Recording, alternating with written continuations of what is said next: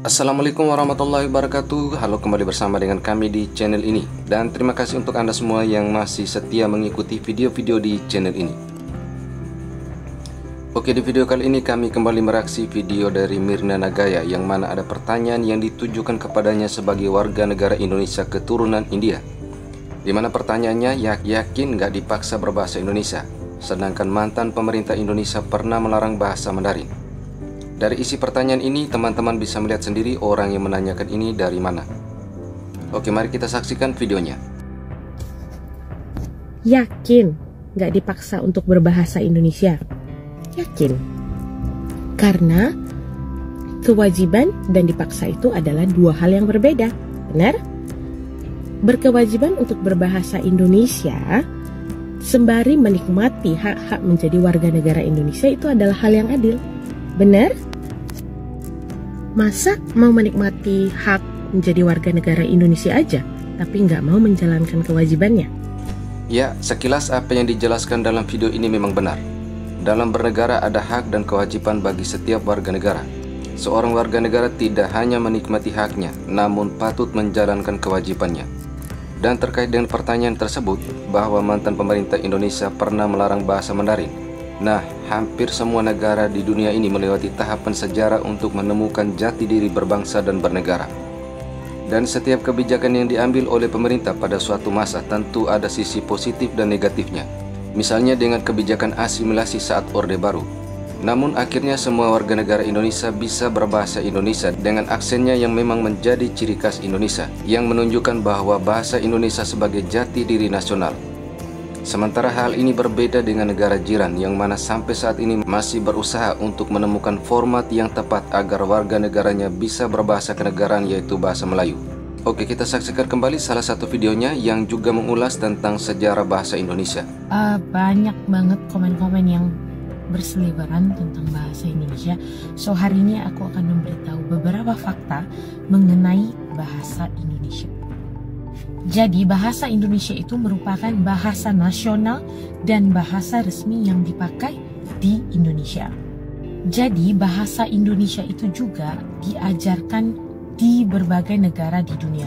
Misalnya di Australia, di Timor Leste, di Vietnam, di Amerika Serikat, dan yang lain-lain. Jadi apakah bahasa Indonesia itu adanya setelah Indonesia merdeka? Tidak. Jadi jauh sebelum Indonesia merdeka, jadi Indonesia itu merdeka pada tahun 1945, tanggal 17 Agustus. Jauh sebelum itu, pada tahun 1928, tanggal 28 Oktober, bahasa Indonesia sudah dibentuk atau sudah dicetuskan dalam Kongres Pemuda dan termasuklah di dalam Sumpah Pemuda. Jadi sebenarnya bahasa Indonesia itu dari mana sih? Bahasa Indonesia itu berasal dari bahasa Melayu Riau. Melayu Riau itu yang sekarang ini adalah Kepulauan Riau.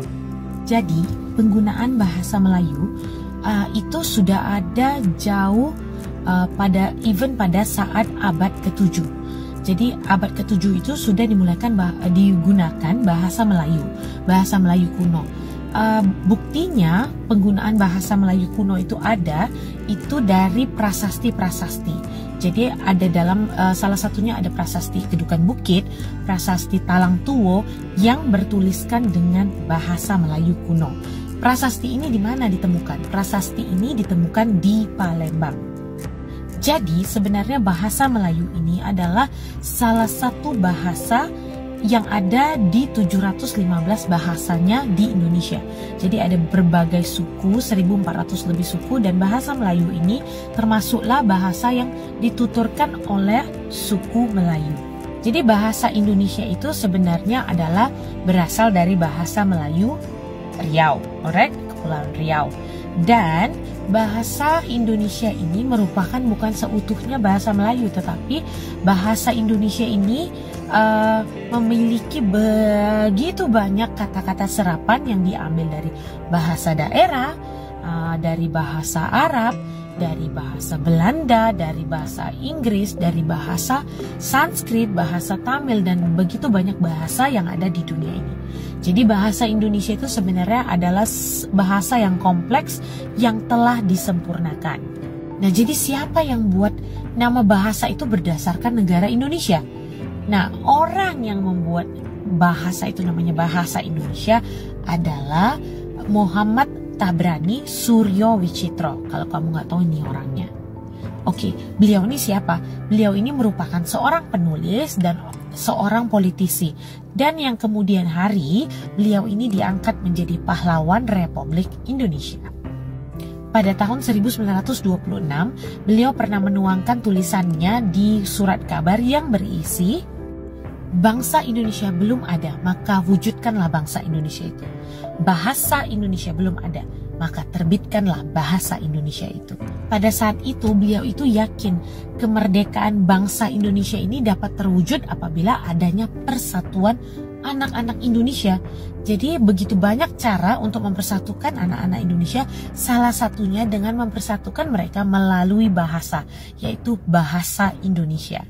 Makanya itu sebenarnya ide yang paling keren bahwa seluruh rakyat Indonesia disatukan dengan sebuah bahasa yang bernama bahasa Indonesia. Jadi apabila kamu dari Sabang ke Merauke, kamu tidak perlu bersusah-susah untuk mengerti sebuah bahasa karena orang dari Sabang sampai Merauke itu mengerti yang namanya bahasa Indonesia.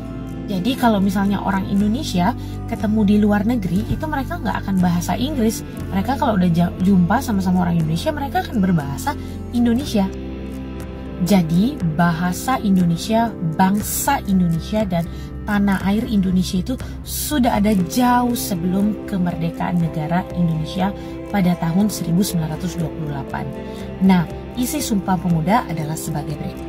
Kami, putra dan putri Indonesia, mengaku bertumpah darah satu, tanah Indonesia.